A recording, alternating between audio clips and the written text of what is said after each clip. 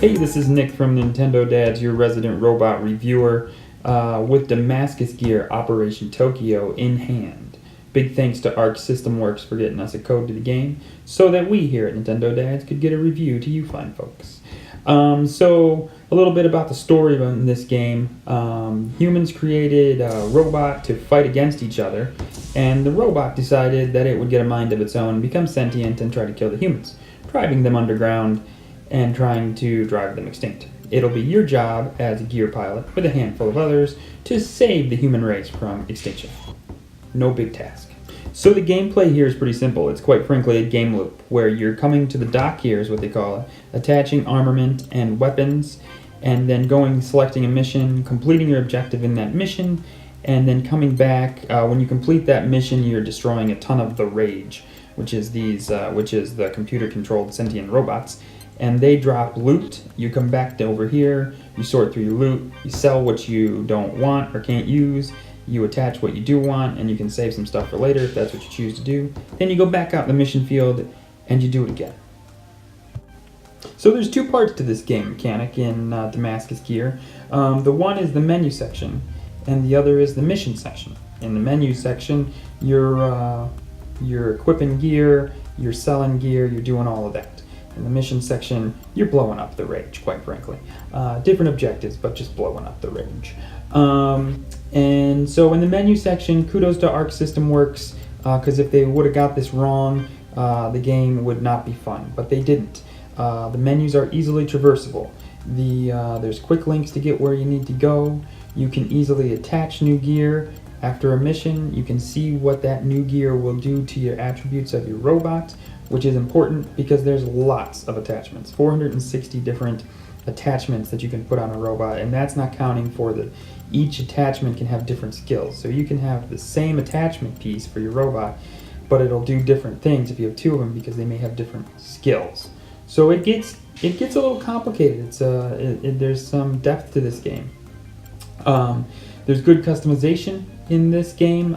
You can color your robot, you can color the parts of your robot different colors, you can name the robot whatever you want. Quite frankly, this gear is your gear for the game.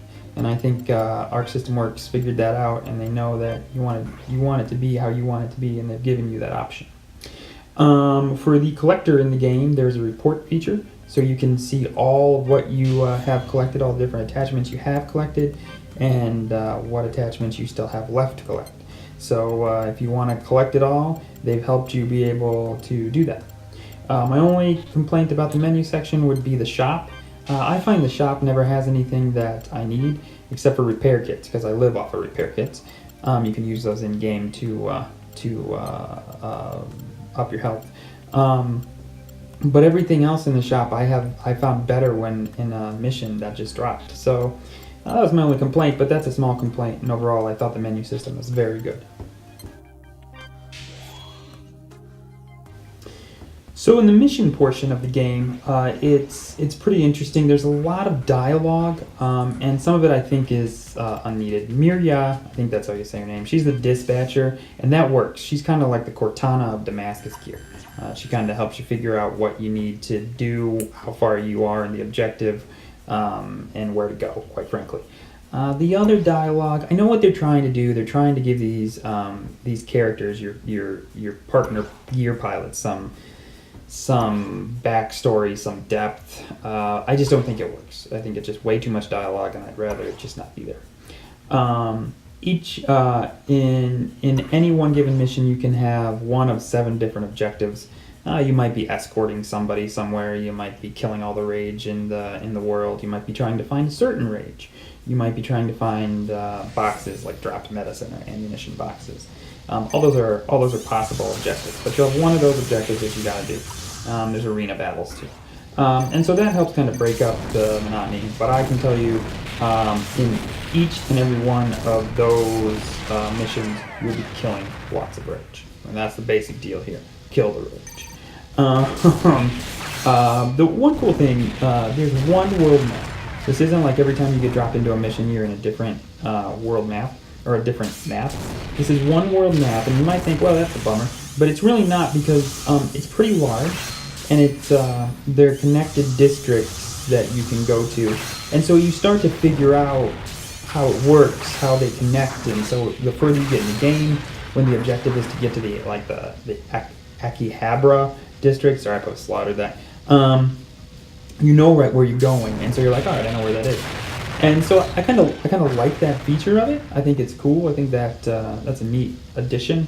It's not like a platformer where it's like a different level, a different level, a different level. You're one world, and you're fighting to keep this world live and not destroyed by the rage. The sound effects are pretty nice. I like them. I think they add to the game. The background tracks are a little limited. I feel like you're hearing the same riffs over and over again after a while. Minus that, I think the controls are good. Each weapon, you have two weapons in hand and one on your back. Each of those weapons are mapped to a different button on the controller, and so they're easy to get to. You don't have to think about, do I gotta flip to this or whatever. Nope, it's just you can get X, Y, and B, and so each one maps a different weapon, and you set which weapon is which button in the dock. And so speaking of weapons, you have everything from long range weapons to lasers to hack and slash swords, you name it, it's there. And so you can really customize how you want to fight the rage. Do you want to be up and close and personal? Do you want to be further back? So I think that works really well. This game has a lot of customization to it, and I appreciate that. I thought one of the interesting things was if you fail a mission, you can just start over. But when you start over, you get to, as long as you fail it, if you restart the mission, you lose any drop of loot you got.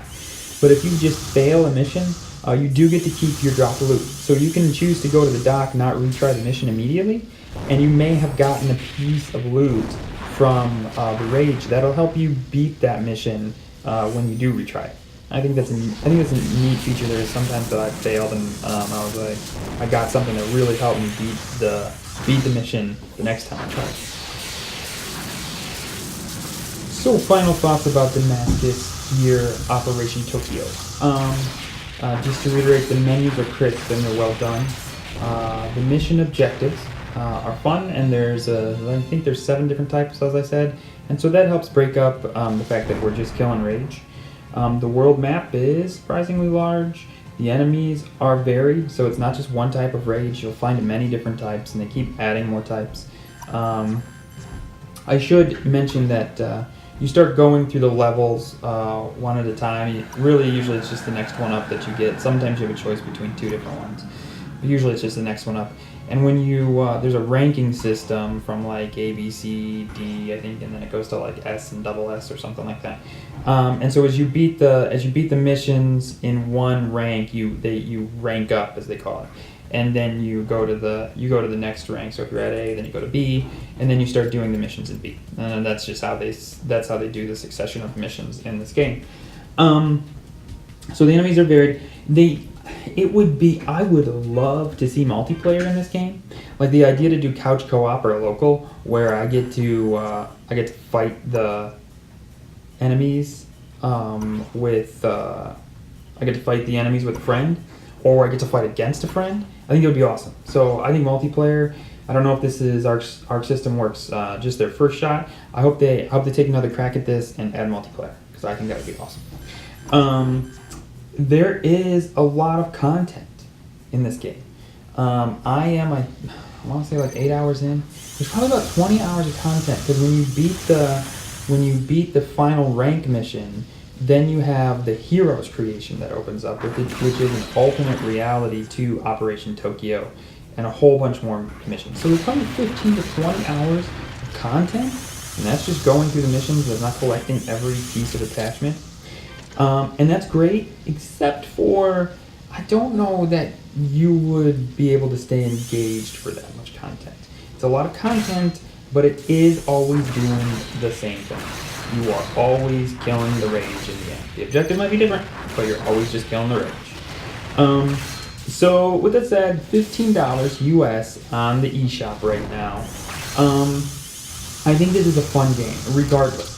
I could easily see myself, I'm 8 hours in, I could see myself playing a couple more hours, dropping it, and then maybe coming back in a few months. I think it's fun.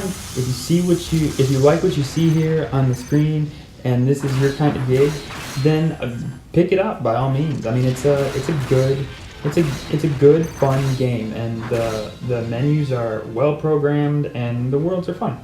So I hope this helped you make your decision on Damascus Gear's Operation Tokyo, and see you later. Nick signing out.